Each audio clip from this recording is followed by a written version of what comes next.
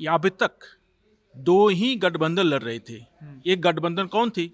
महागठबंधन लड़ रही है, दूसरी एनडीए लड़ रही है और अलायंस में लड़ रही है। तीसरी पार्टी का निकलना बिहार में मुमकिन नहीं था। अब पूरा देश की जनता ये जान चुकी है कि जन सुराज इन दोनों को पिछाड़ करके आगे निकलती जा रही है कि जात से समीकरण से हट के इतर कोई भी बात करेगा उसका दाल यहाँ पे गलने वाला नहीं है। जिस तरह के जन सुराज के सभाओं में भीड़ होती है, जिस तरह से जन सुराज में लोग जुड़ते जा रहे हैं, जिस तरह से जन सुराज में इतने कम समय में 1 करोड़ सदस्यता प्राप्त हुई है, जिस तरह से जन सुराज का एक क्रेज युवाओं में फैला है, उसको देखकर वो पार्टियां डर गई है। बिहार में जिस तरह की गतिविधियां चल रही है, इतने सालों से 15 सालों तक आरजेडी ने राज किया, उसके बाद से नीतीश कुमार जी लगभग उनका 20 साल होने वाला है। आज भी बिहार पिछड़ा कहा पिछड़ा है, उनका रैंकिंग पिछड़े के पिछड़े हैं।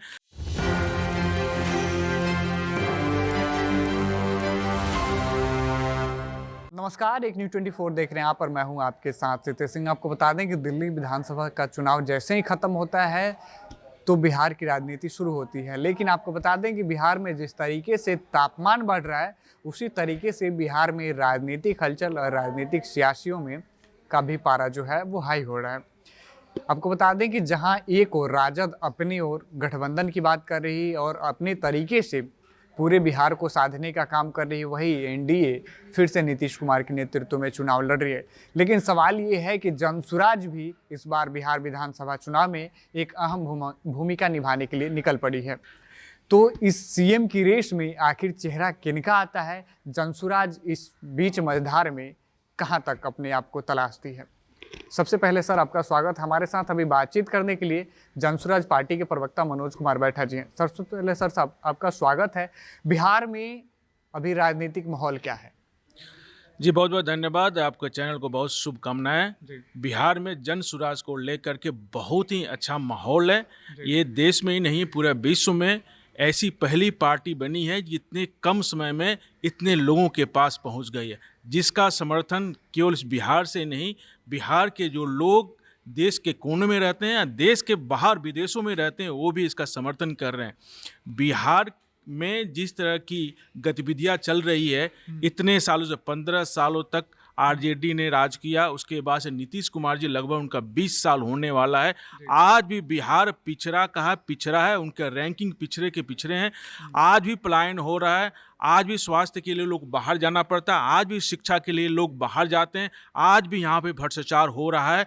इसको देखते हुए हम लोग बिहारी होने पर बहुत गर्व करते हैं, क्योंकि बिहार का जो गौरवान्वित इतिहास रहा है, एनिशिएट हिस्ट्री बिहार से निकाल दीजिए तो भारत की पूरी इतिहास खत्म हो जाती है।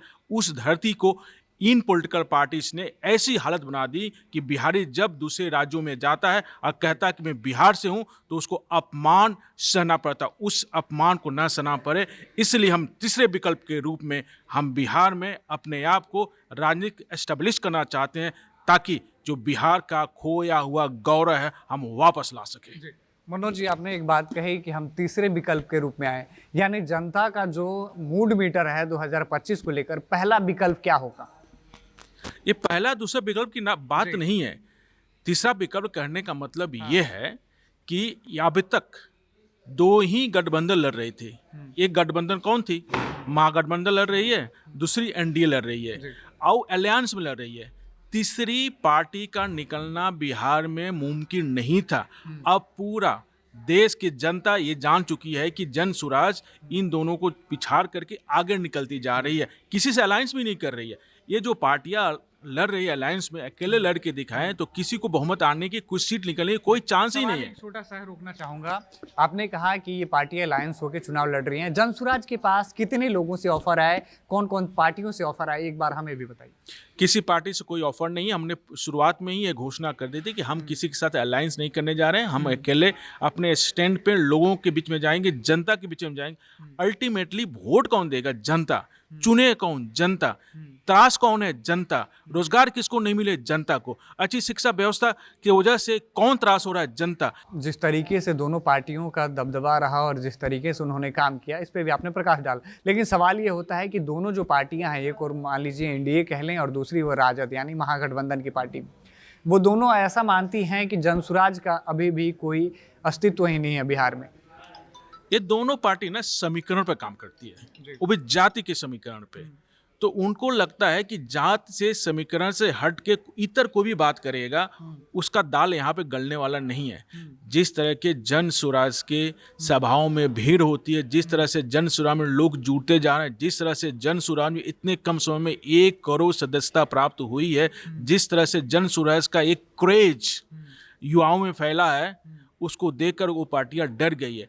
आज के युवा वर्ग हैं, लोग मार्स पे जा रहे हैं, एआई का जमाना है और लोग जाति पाति का समीकरण बना के रखें। आज सचमुच एक बात बता दूं, जो जाति की अनुशंसा है अपने धर्मों में, हिंदू धर्म में नहीं है, जिसको वो लोग रेफरेंस देते हैं। भगवत गीता का मैं कुछ श्लोक सुनाना चाहता हूँ। Bhagavad Gita chapter 4 verse number 13, चातुर्वर्ण्य मया सृष्टम गुण क्रम विभागस्य, कि चारों वर्णों की स्थापना मैंने किया है। श्री कृष्ण कहते हैं गुण और कर्म के अनुसार। एक और है Bhagavad Gita chapter 18 verse number 41, ब्राह्मण क्षत्रिय विषाम शूद्रा परंत कर्माणि प्रवृत्तानि स्वभाव प्रवृत्ति गुणे, उनकी कर्मों के अनुसार से उनको विभक्त किया गया। लेकिन जाति, आप वेद उठा के देख लीजिए, उपनिषद उठा के देख लीजिए, भगवत गीता उठाए, किसी भी जाति का नाम वहां पर लिखा हो तो बता दीजिए। अब ऐसे में ये होता है कि मान लीजिए कि विपक्षी दलों का कोई नेता आता है और जनसुराज का दामन थामना चाहता है, तो क्या जनसुराज के लिए उसको ऑफर दिया जाएगा? केवल अगर चुनाव लड़ने के लिए केवल आ रहा है तो ऐसी कोई प्रक्रिया नहीं है, क्योंकि जो लोग 2.5 सालों से जन सुराज से जुड़े हैं, पद यात्रा में जुड़े हैं, कठिनाइयों को झेले हैं, जब कोई लोग जन सुराज को नहीं जानता था तब जुड़े हैं, उनको पहले वरीयता दी जाएगी, क्योंकि उनके अंदर इस बिहार के व्यवस्था परिवर्तन का असली भूख है। जिसके अंदर भूख नहीं है किसी चीज को करने के लिए, वो मुकम्मल नहीं कर सकता। दूसरे पार्टी के लोग, क्योंकि उस पार्टी में उनको टिकट नहीं मिल रहा है, इसलिए जन सुराज में आकर कर टिकट लेने की दावेदारी पेश करेंगे और हम उसको टिकट दे देंगे। ऐसा जन सुराज की नीयत नहीं है, ऐसा जन सुराज करने वाला नहीं है। लेकिन सर, राजनीति में अगर देखा जाए तो चुनाव के समय ही सबसे ज्यादा उथल पुथल और फेरबदल होने दीजिए ना, हम तो अस्थिर रहेंगे ना। बीत राग भय क्रोध स्त्री धीर मुनि उच्चते, हम लोग धीरज हैं, धैर्य रखेंगे। इतने 2.5 सालों से प्रशांत जी पैदल चल रहे हैं, हम लोग भी कहाँ कहाँ जा रहे हैं, लोगों से भिड़ रहे हैं। लोगों को जन सुराज क्या समझ में नहीं आ रहा था, वो समझा रहे हैं, मुद्दा समझा रहे हैं। भाई, जात पात में मत बटो, जब भूख लगती है ना तो रोटी कोई जात नहीं होती है। आपको रोटी वही पानी आपको प्यास बुझाता है। वो पूछता है कि अमीर है कि गरीब है, कि काले हैं कि गोरे हैं, कि जाति के पात। जब वो आपको मतभेद नहीं करता, अंतर नहीं करता है, तो हम लोग जाति के नाम पे पॉलिटिक्स क्यों चला रहे हैं? एक एग्जांपल बताता हूँ। एक और सवाल। आप इतनी बातें कह रहे हैं, सारी बातें आपने बखूबी बताई, क्या आपके मन में भी विधायक बनने का सपना है, बिहार विधानसभा तक पहुंचने का सपना है? ये तो पार्टी के ऊपर डिपेंडेंट है। हम मन में आपके ख्वाब नहीं है, ऐसा कुछ ख्वाब नहीं है। निष्पक्ष रूप से हम बिहार की सेवा करना चाहते हैं, क्योंकि हम बिहार के धरती से हैं। हम यहाँ भी गए हैं, बाहर भी गए हैं, वहाँ भी काम किए, वहाँ भी सेवा किए। अब समय आ गया है, जो समय बचा है, हम बिहार के लोगों के लिए काम करें, ताकि जब बिहार के लोग बाहर जाता है ना, आपकी पहचान हो नहीं कि बिहारी है या नहीं है, लेकिन वहाँ पे बिहारी मजदूरी काम कर रहा है ना, उसको कोई बिहारी कह के बुलाता है ना, आपको भी चुभता है। वो चुभन ना हो, वो पता चले देश के लोगों को कि बिहारियों में इतना दम है कि बिहार में व्यवस्था परिवर्तन करके दूसरे राज्य जितना उन्नत है हम भी उन्नत कर सकते हैं। अब बिहार में इतना दम है, वही करने के लिए हम आए। इसके लिए पूरी तरह से निष्पक्षता, निस्वार्थ, तभी ये हो सकता है। बिहार में अच्छे लोगों की कमी थोड़ी ना जी। अच्छा, एक बात और बताइए, आप मानते हैं कि विपक्षी दलों में भी कोई नेता है, कुछ नेता हैं जो ईमानदार हैं? बिल्कुल सर, 100% डिफिशिएंसी कहीं नहीं होती। 100, ये तो पूरा फिजिक्स का लॉ है। 100% डिफिशिएंसी कहीं नहीं होती। हर जगह अच्छे लोग होते हैं, हर जगह बुरे लोग होते हैं। आपको तो पहचान करनी है ना, अच्छा कौन है, बुरा कौन है। वो पार्टी से हमको कोई मतलब, ना जात से मतलब है, ना पार्टी से मतलब है, ना अमीरी से मतलब है, ना गरीबी से मतलब है। हम चाहते हैं अच्छे लोग आए, अच्छे नियत के साथ है, सामूहिक प्रयास। एक आदमी के प्रयास से कुछ परिवर्तन नहीं होता है। जब श्री रामचंद्र जी सेतु बना रहे थे तो उसमें बालू थे, बंदर थे, सब अपना पत्थर डाल रहे थे। एक गिलहरी भी थी, उस गिलहरी को उन्होंने स्पेशल आशीर्वाद दिया था, क्योंकि अपनी क्षमता के ज्यादा काम कर रही थी। हम वो देखना चाहते हैं। तो हम लोग सब कुछ सम्मिलित लेकर के वो ब्रिज बनाना चाहते हैं, ताकि विकास की रफ्तार बिहार में दौड़ना शुरू हो जाए। मनोज जी, सवाल एक सबसे बड़ा ये है कि जो लोग चुनाव लड़ना चाहते हैं उनके पास या तो बाहुबल नहीं होता, अगर आम लोगों की बात करें, या फिर उनके पास धनराशि नहीं होती। तो ऐसे में उन लोगों की सहायता क्या जनसुराज पार्टी करेगी? उनके जो खर्चे होंगे वो जनसुराज उठाएगी? बिल्कुल, हम तो पहले से कहते आ रहे हैं कि देखिए, टैलेंट कहाँ पैदा होता है ये कोई डिसाइड नहीं कर सकता। गरीब के घर में भी टैलेंट पैदा होता है, अमीर के घर में भी टैलेंट पैदा होता है। अमीर के घर में भी बदमाश लोग पैदा होते हैं जो निकम्मे होते हैं। तो जरूरी नहीं है कि उस निकम्मे को ही बना दिया जाए क्योंकि उसके पिताजी आईएएस थे तो आईएएस बनोगे, उसके पिताजी नेता थे तुम भी नेता बनोगे, उसके पिताजी मंत्री थे तुम भी मंत्री। निशाना तो कहीं नहीं साध रहे हैं। ये हो रहा, पूरा देश में हो रहा है जी। निशाना तो नहीं अरे है बिहार में। बिहार में विपक्ष के ले लीजिए, उद्धव ठाकरे का परिवार ले, बाला साहब ठाकरे का परिवार, स्टालिन को ले लीजिए, साउथ में चले जाए नीतीश, नवीन पटनायक जी को ले लीजिए। बिहार में तो वही चल रहा है जी, बिहार में तो वही चल रहा है, बिहार में लीजिए पूरे देश में चल रहा है। तो वही करने का मतलब ये है कि अगर मंत्री का लड़का है तो मंत्री ही क्यों बनेगा? अगर उसके अंदर क्वालिफिकेशन है, उसके अंदर लीडरशिप क्वालिटी से वो आगे आए, कोई दिक्कत नहीं है।